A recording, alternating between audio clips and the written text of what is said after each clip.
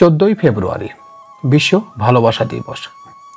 বিভিন্ন সূত্র থেকে জানা যায় যে 270 সালের 14ই ফেব্রুয়ারি তখন রোমের সম্রাট ছিলেন কর্ডিয়াস।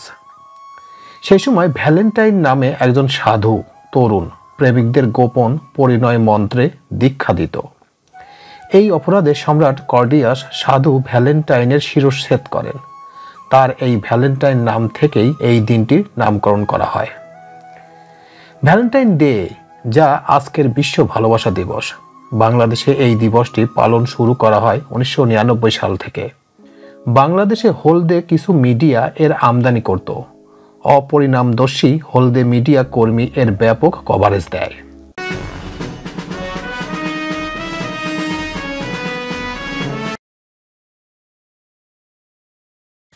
ইসলামের দিক থেকে এই ভালোবাসা দিবস তথা 14ই ফেব্রুয়ারি পালন করা কি বৈধ?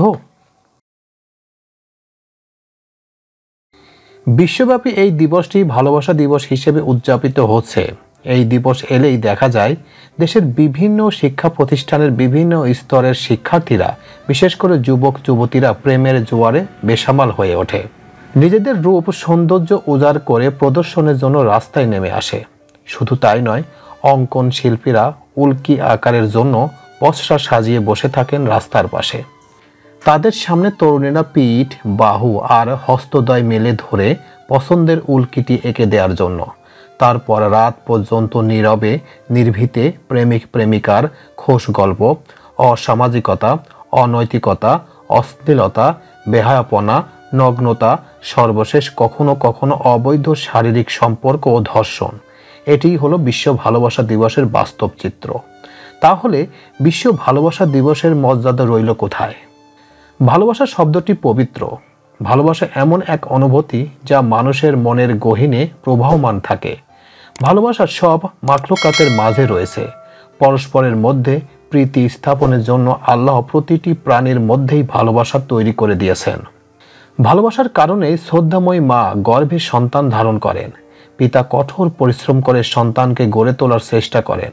ভালোবাসার কারণে বন জঙ্গলে হিংস্র প্রাণীগুলো স্বজাতির নিয়ে একসঙ্গে বসবাস করে। ভালোবাসা আল্লাহর মহান দান। সৃষ্টি জগতের প্রতি ভালোবাসার টান হওয়াটাই স্বাভাবিক। তবে ভালোবাসার জন্য কোনো ক্ষণ, দিবস, রজনীর প্রয়োজন নেই, নির্দিষ্ট নেই বা প্রয়োজন হয়ও না। ভালোবাসার স্রোত সবসময় বহমান।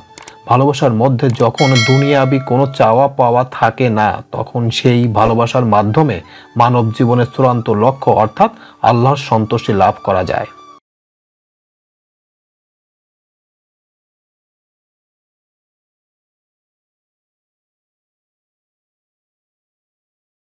হযরত মুয়াজ ইবনে জাবাল রহমাতুল্লাহ থেকে বর্ণিত, আমি রাসূলুল্লাহ সাল্লাল্লাহু আলাইহি সাল্লামকে বলতে শুনেছি যে, যারা আল্লাহর সন্তুষ্টির আশায় পরস্পরকে ভালোবাসে, আমার রেজা মন্দির আশায় পরস্পরের বৈঠকে মিলিত হয়, আমার সন্তুষ্টির কামনায় পরস্পরের দেখা সাক্ষাৎ করে এবং আমার ভালোবাসার জন্যই নিজেদের ধন সম্পদ ব্যয় করে, তাদের ভালোবাসা আমার জন্য ওয়াজিব হয়ে যায়। মুসলিম শরীফে আছে। আরেকটি হাদিসে বর্ণনা করা হয়েছে যে, হযরত আবু হুরায়রা রাদিয়াল্লাহু তাআলা আনহু থেকে বর্ণিত, রাসূল পাক সাল্লাল্লাহু আলাইহি ওয়াসাল্লাম ইরশাদ করেছেন, আল্লাহ তাআলার বান্দাগণের মধ্যে এমন কিছু লোক রয়েছে যারা নবীও নয় আর শহীদও নয়, কিন্তু বিচার দিবসে তাদের মর্যাদা দেখে নবী ও শহীদগণ তাদের উপর হিংসা করবেন। জিজ্ঞাসা করা হলো, হে আল্লাহর রাসূল, তারা কারা? উত্তরে তিনি বললেন, তারা হচ্ছে সেই সব লোক যারা শুধু আল্লাহর মহব্বতে একে অপরের মহব্বত করেছেন। তাদের মধ্যে নেই কোনো রক্তের সম্পর্ক, নেই কোনো বংশের সম্পর্ক। তাদের মুখমণ্ডল হবে জ্যোতিময় এবং তারা নূরের মিম্বরের উপর অবস্থান করবেন। কিয়ামতের বিভীষিকাময় অবস্থান মানুষের যখন ভীত সন্ত্রস্ত থাকবে, তখন তারা ভীত হবে না।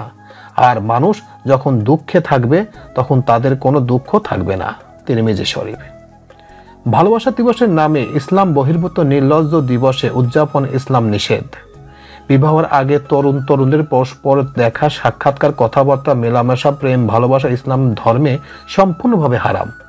কোরআন হাদিসের দৃষ্টিতে ভালোবাসা কেবল বিয়ের পরেই। বিয়ের পর স্বামী স্ত্রীর মধ্যে যে ভালোবাসা সৃষ্টি হয়, এর মধ্যে অনেক সওয়াব কল্যাণ রয়েছে। অশ্লীলতা নোংরামিতে ভরপুর বিশ্ব ভালোবাসা দিবস উদযাপনের নামে এমন বেহাপনা কর্মকাণ্ডে কখনো ইসলাম সমর্থন করে না। শরীয় গ্রহীত অশ্লীল বিনোদন উদযাপন করা ইসলামে মহাপাপ। কাজেই এইসব অপসংস্কৃতি থেকে আমাদের দূরে থাকতে হবে। তো এই ছিল মোটামুটি আমাদের আজকের প্রতিবেদন। উপরোক্ত প্রতিবেদন থেকে আমরা একটা জিনিসই বুঝলাম যে ইসলামের সম্পূর্ণভাবে নিষিদ্ধ করা হয়েছে এই 14 ফেব্রুয়ারিতে যদি কোনো মুসলমান এই দিনটি পালন করেন এবং মুসলমানের কোনো ছেলে পেলে যদি এটা করে তাহলে ইসলামের দৃষ্টিতে এটা সম্পূর্ণভাবে হারাম এবং তারা বড় ধরনের গুনাহগার হবে। কিন্তু বর্তমান বাংলাদেশে এই দিনটি উপলক্ষে সরকারি ছুটি দেয় এবং সরকারিভাবে এটা পালন করেন। দেখা যায় এই দিনে অনেক ছেলে মেয়ে তাদের সম্মানহানি হচ্ছে, তারা লজ্জিত হচ্ছে, তারা ধর্ষিত হচ্ছে, আরও অনেক কিছু। কিন্তু বাংলাদেশে এইটা এখন বর্তমান এমন একটা পর্যায়ে পৌঁছেছে যে যেটা কল্পনা করাও বাইরের। কিন্তু বর্তমান সরকার বলেন, বর্তমান বিচার ব্যবস্থা বলেন, এই যে বর্তমান ছেলে মেয়েরা এই দিনটি পালন করছে, ইসলাম এটা যতবারই নিষেধ করেছে, ইসলামে সরাসরি এটা ঘৃণা করেছে, কিন্তু তারপরেও তারা করছে। কিন্তু মহান আল্লাহ তাআলা এদেরকে একটি বড় ধরনের শাস্তির ব্যবস্থা করবেন, এটা ইহজগতে হোক আর পরজগতে হোক। তো প্রত্যেকটা মুসলমান ভাই এবং বোন যারা এই ভিডিওটি দেখবেন সবার প্রতি রিকোয়েস্ট থাকবে, আপনাদের পায়ে ধরে রিকোয়েস্ট করব, আপনারা কখনোই যদি মুসলমানের সন্তান হয়ে থাকে তাহলে কখনোই এই দিনটি পালন করবেন না এবং এই দিনে কোনো আপনার সন্তান কিংবা আপনার ছেলে যেন এই দিন পালন না করে সেটার প্রতি রিকোয়েস্ট থাকবে আপনাদের প্রতি। প্রিয় ভিউয়ার্স, আমার এই তথ্য এবং ভিডিওটি যদি আপনাদের কাছে একটুখানি ভালো লেগে থাকে তাহলে অবশ্যই লাইক, কমেন্ট, শেয়ার করবেন এই ভিডিওটি। আর যারা এখন পর্যন্ত আমার এই চ্যানেলটি সাবস্ক্রাইব করেন নাই তারা দ্রুত আমার এই চ্যানেলটি সাবস্ক্রাইব করে রাখবেন। তো আজকে এই পর্যন্ত, সবাইকে ধন্যবাদ জানিয়ে এখানেই শেষ করছি। আল্লাহ হাফেজ।